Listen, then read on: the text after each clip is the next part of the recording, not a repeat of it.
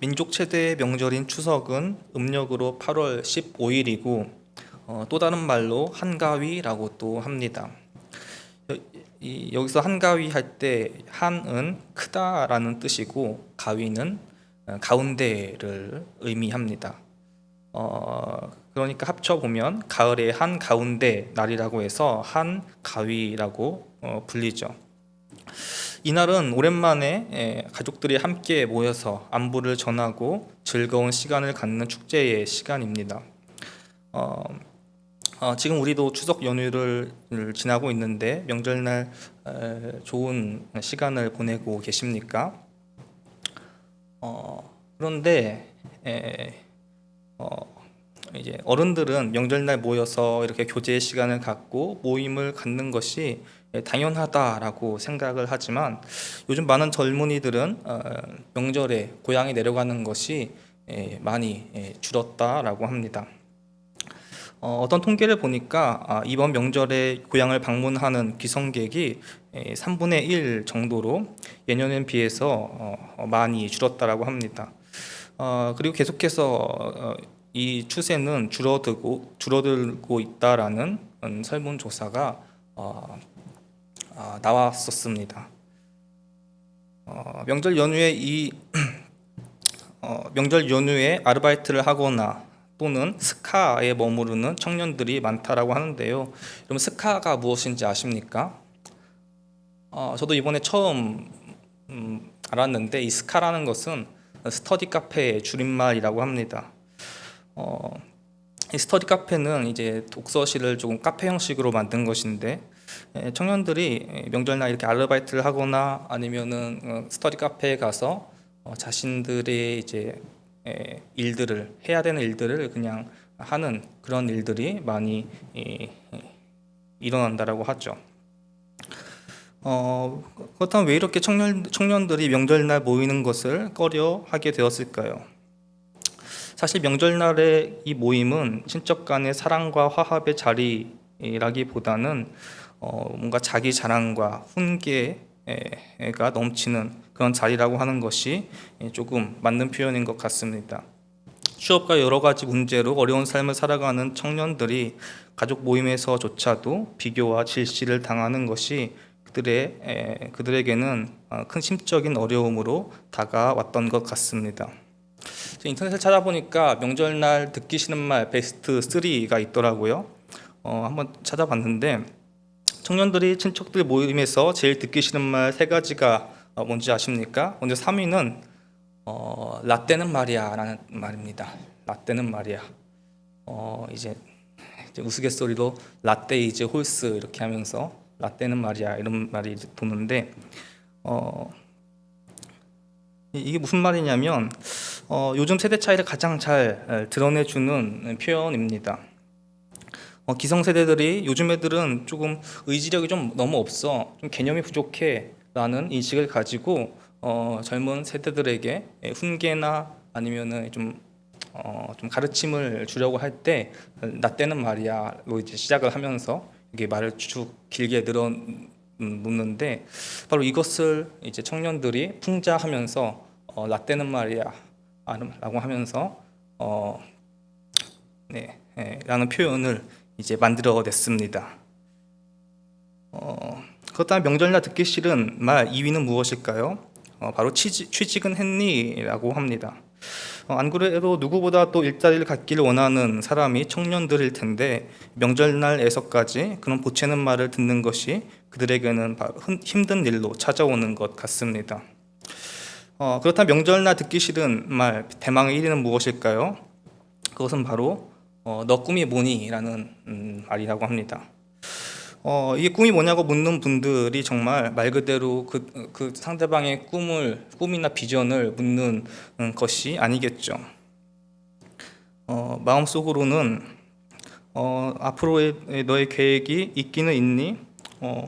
계획이 있는데 왜 하는 일이 그 모양이냐? 이런 말을 하고 싶은데 그렇게 직접적으로 말하지 못하니까 애둘러서 표현하는 것이 너 꿈이 있니? 이런 말이라고 하죠.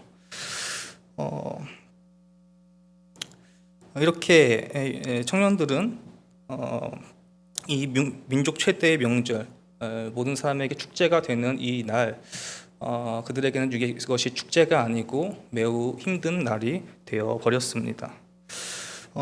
추석이라는 명절은 한때는 그 한 해 농사를 마무리하면서 수확을 감사하는 그런 축제였습니다. 그래서 전에 바쁜 일로 보지 못했었던 친척들과 함께 송편을 만들어 먹으면서 서로의 안부를 묻고 즐겁게 교제하는 자리가 이 추석 명절의 날이었는데, 이 축제의 날이 다른 사람과의 이 비교와 또 비난과 힐책이 가득한 자리가 되어서 점점 많은 이들이 꺼려하게 되는 그런 자리가 되어 버렸습니다. 그런데 오늘 성경 본문은 이스라엘인들에게 있어서 이 최고의 축제의 날, 그리고 최고의 기쁨의 절기를 소개하고 있습니다. 그것은 바로 희년이죠. 희년 한자로 복희자를 써서 기쁜 일이 있는 해라는 것을 뜻하는데, 이제 헬라어로도 요벨라이오스라고 이것을 쓰는데, 이것은 기쁨의 외침이라는 뜻입니다. 왜 희년이 기쁨에 있는 날일까요? 그것은 오늘 본문에서 두 가지 측면으로 설명을 해줍니다. 두 가지 측면에서 이스라엘 백성에게 이 희년의 기쁨을 주었는데, 10절 말씀을 한번 다 같이 볼까요? 10절 말씀, 오늘 25장 10절 말씀인데 다 같이 한번 읽어봐 주시길 바랍니다. 시작.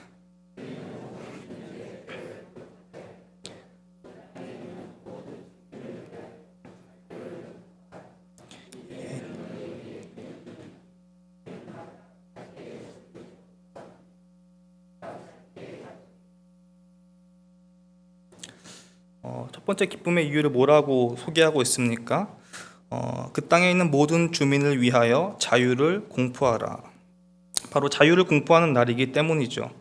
어떤 자유를 공포하느냐? 이것은 모든 이스라엘 공동체 중에서 그 종이 되었던 자들에게 자유를 선포하는 날이 희년이었습니다. 이 종들은 경제적인 실패로 인해서 생명을 보존하기 위해 다른 사람의 종이 되어야만 했었던 자들이었습니다. 그러나 하나님께서는 이 실패한 자들에게 그들의 지위를 다시 되돌려 주시는 날을 정했는데, 그것이 바로 희년이었던 것이죠. 희년은 오늘 본문에 보니까 50년째 해를 희년으로 정했다라는 것을 확인할 수 있습니다. 10절 말씀 다시 보면 너희는 50년째 해를 거룩하게 하여, 이렇게 시작하고 있죠. 종이 된 자들은 50년이 지난 후에 희년을 맞아서 다시 자유인이 될 수 있었습니다. 그런데 여기서 자유를 맞은 자들은 단지 종의 신분을 가진 자들만이 아니었습니다. 바로 빚이 있는 자들, 빚을 졌던 자들, 그들의 모든 채무가 탕감되는 날이 희년이었고, 또 다른 경제적인 이유로 그런 경제적인 압박으로 인해서 다른 사람의 손에 넘어갔던 토지가 다시 그 전 주인에게 돌아갔던 그 날이 바로 희년이었습니다. 이것이 바로 희년이 기쁨의 날이었었던 첫 번째 이유였고, 희년이 기쁨의 날이 되었었던 또 하나의 이유가 있는데, 이것은 근데 잘 살펴보면 우리가 이해하기 조금 어려운 것 같습니다. 11절 12절 말씀입니다. 그 50년째 해는 너희의 희년이니 너희는 파종하지 말며 스스로 난 것을 거두지 말며 가꾸지 아니한 포도를 거두지 말라. 이는 희년이니 너희에게 거룩함이니라. 너희는 밭의 소출을 먹으리라. 희년, 바로 이 기쁨의 날에 뭐라고 얘기하냐면, 파종도 하지 말고 스스로 난 것들, 즉 야생에서 난 것들을 얘기하는 거겠죠. 바로 이 스스로 난 것들, 이것들도 먹지 말라고, 이것들도 먹지 말라고 말씀하고 있습니다. 여러분, 기쁨의 날에 더 많은 것을 뿌려야 되고 더 많은 것들을 거두는 것이 이치상 맞지 않습니까? 그런데 하나님께서는 이 기쁨의 날에 뿌리지도 말고 밖에 나가서 다른 식물들도 구하지 말라라고 말씀하십니다. 사실 이것은 기쁘지 않은 정도가 아니죠. 이것은 이스라엘 백성들에게는 거의 생명을 위협당하는 큰 위험이 초래되는 일이었습니다. 왜냐하면 희년은 시기적으로 언제 돌아온다고 얘기합니까? 50년이죠. 50년마다 희년이 돌아오는데 이것을 이제 주기적으로 살펴보면 이스라엘 절기에 주기적으로 살펴보면 안식년이 이제 7년에 한 번씩 일곱 번째 해에 안식년이 일어나는데 77에 49 이러면 일곱 번째 안식년이 이제 49년째 일어나죠. 또 50년째가 바로 그 다음 년이 희년입니다. 그러니까 안식년 그 다음에 희년이 연속해서 일어나게 됩니다. 이것이 왜 문제가 되느냐면 사실 안식년도 이 희년 자체가 안식년의 연장선이라고 볼 수가 있는데 안식년에도 밭의 소출을 거둘 수도 없고 그때는 또 파종도 할 수 없이 똑같이 그러한 명령이 주어집니다. 안식년 때 씨를 뿌릴 수도 없고 소출을 할 수도 없는데 그 다음 해 그 희년에도 연속적으로 그러한 파종을 할 수가 없게 되는 것이죠. 지금에도 이런 농사일이 이렇게 2년 연속으로 좀 기근이 찾아오면 많이 힘들지 않습니까? 당시 고대 사회에서는 이러한 2년 연속의 소출이 없는 이런 상황은 거의 그들의 존립을 굉장히 위험하게 만들었습니다. 그래서 어떤 신학자, 많은 학자들은 이것을 보고 이 희년이라는 이 제도가 사실은 한 해를 얘기하는 것이 아니라 특정한 날, 한 달 정도가 이 희년으로 지켜졌다 이렇게 얘기합니다. 왜냐하면 이게 연속으로 2년 연속 이것이 소출을 거두지 못하면 이것은 이스라엘 백성들에게 너무나 큰 타격, 그들의 생명을 위협하는 일이 되기 때문에 이것은 희년은 한 달 정도 유지가 되었을 것이다 이렇게 주장하는 학자들이 있고요. 또 어떤 학자는 사실 이 희년은 제도적으로는 명목상으로는 제정이 되긴 했지만 사실 이것은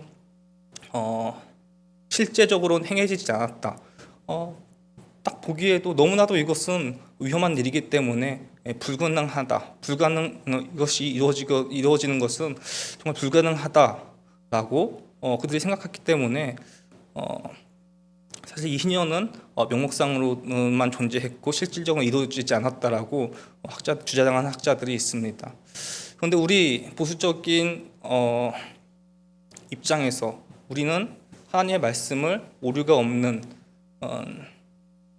틀림이 없는 말씀이라고 우리가 보기 때문에 그런 관점에서 이것을 살펴보자면 사실은 이 희년 우리가 성경 말씀에서 이것을 어떻게 해석해야 될지 우리가 볼 수가 있습니다.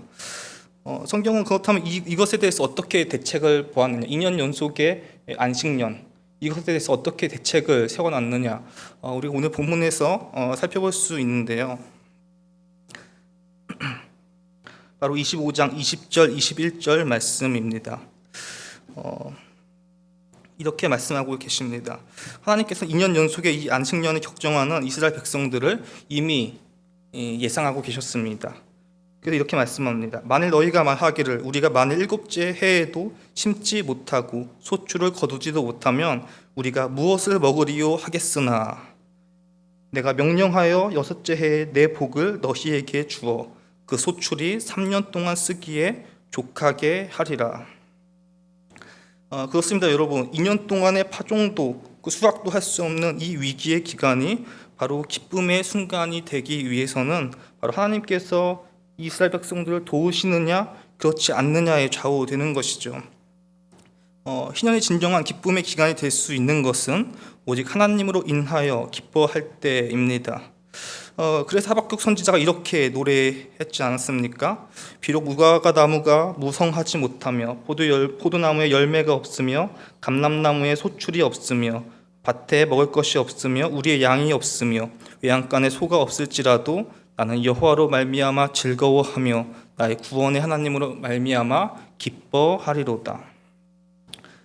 여러분, 우리가 오직 여호와만 의지하고 여호와만이 우리의 아버지시고 또 우리를 먹이시고 입히시는 분이라는 것을 인정할 때 바로 주님께서 우리에게 말씀하시는 바 그 21절 말씀과 같이 내가 명령하여 여섯째 해에 내 복을 너희에게 주어 그 소출이 3년 동안 쓰기에 족하게 하리라 라고 하셨던 것처럼 바로 3년 동안에도 쓰기에도 넉넉하게 채우고 넘치게 하실 줄 믿습니다.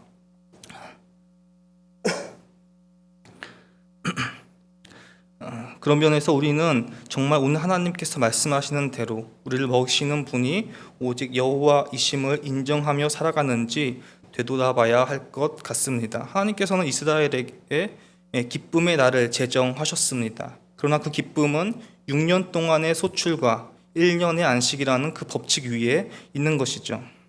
6년 동안 최선을 다해 일하고 그 일한 것의 수확을 누리는 것은 바로 하나님께서 원하시는 일입니다.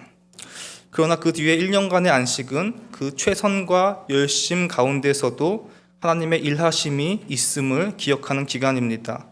그 기간은 우리의 모든 의지를 내려놓고 하나님을 의지하며 하나님께 자신을 맡기는 기간입니다. 그러나 우리는 점차 이러한 시간들을 줄여가고 있고 이제는 하나님께서 우리 인생에 개입할 여지를 소멸시켜 가고 있는 것 같습니다. 단 한시라도 무언가를 하지 않으면 도태되고 뒤처지는 것처럼 느껴지는 바로 이 시대 속에서 우리는 의도적으로 속도를 늦출 필요가 있습니다. 우리는 끊임없이 앞으로를 외치는 이 세상에서 바로 뒤를 돌아보고 하나님께서 일하고 계심을 확인하고 또 하나님이 우리 인생에 개입하실 여지를 만드는 일들이 필요합니다. 우리는 7년째 되는 이 해에 안식을 통해서 하나님을 의지하는 법을 다시금 배우고 망각했던 하나님의 은혜를 깨달아야 합니다. 안식년 동안에 하나님께서 우리를 어떻게 먹이시고 입히시는가를 목도하면서 7년째 되는 해뿐만 아니라 그 전 바로 6년 동안의 그 소출과 수확 또한 사실은 하나님의 은혜이자 축복이었음을 되새기는 그러한 시간을 우리가 가져야 합니다. 그런 점에서 요즘 일어나는 이 일련의 사건들은 우리에게 이러한 인식이 필요함을 느끼게 만드는 것 같아요. 요즘 우크라이나 전쟁과 또 그로 인한 기근, 또 코로나라는 전염병과 지진, 홍수, 또 태풍 등 수많은 자연재해들을 우리가 근래 겪으면서 계속해서 성장, 이 성장만을 추구하는 우리 인간들에게 이제는 속도를 조금 늦추고 다시 하나님 앞에서 우리 자신을 재정비하고 점검하라고 말씀하시는 듯 합니다. 우리에게 필요한 것은 안식의 회복이죠. 49년째 되는 해에 모든 일을 멈추고 오로지 하나님께서 일하심을 바라고 기대하며 우리 자신을 정비할 때 우리는 온전하고 올바른 길로 나아갈 수 있을 것입니다. 희년은 파종과 수확의 그 중단을 명하는 기간이기도 하지만 우리가 앞서 살펴보았듯이 바로 자유가 선포되는 날이죠. 모든 종된 자들이 자기 지위를 회복하고 또 땅을 잃은 모든 자들이 다시 자신의 땅을 돌려받습니다. 그러나 언뜻 보면 이것은 부당해 보이는 그런 제도인 것처럼 보이죠. 왜 그렇습니까? 분명히 땅을 산 사람은 땅을 산 사람이나 아니면 또 그 종을 산 사람도 정당한 값을 주고 그 땅이나 종을 구입한 거 아닙니까? 그들은 불법적으로 탈취하지 않았습니다. 그런데 시간이 지난다고 자신의 정당한 대가를 지불한 것이 다시 원상태로 되돌려지게 된다면 그것이야말로 부당한 것이고 그것이야말로 역차별이 되지 않겠습니까? 그러나 이것은 이 사실, 이 모습은 우리에게 두 가지를 시사해 줍니다. 하나는 무엇이냐면 바로 당사자에 대한 배려와 보호였습니다. 이 당사자, 바로 자기 자신을 종으로 판 사람이나 아니면 자신의 땅을 다른 사람들에게 매매한 이 사람은 그냥 자신의 이익을 위해서 그렇게 한 것이 아닙니다. 바로 그렇게 할 수밖에 없었던 심각한 경제난에 처해 있었기 때문에 바로 그렇게 했던 것이죠. 땅이나 아니면 자신이는 누가 그것을 자신의 이익을 위해서 팔겠습니까? 그것은 정말 자신이 끝까지 궁지에 몰리다 못해 행했던 그러한 일들인 것이죠.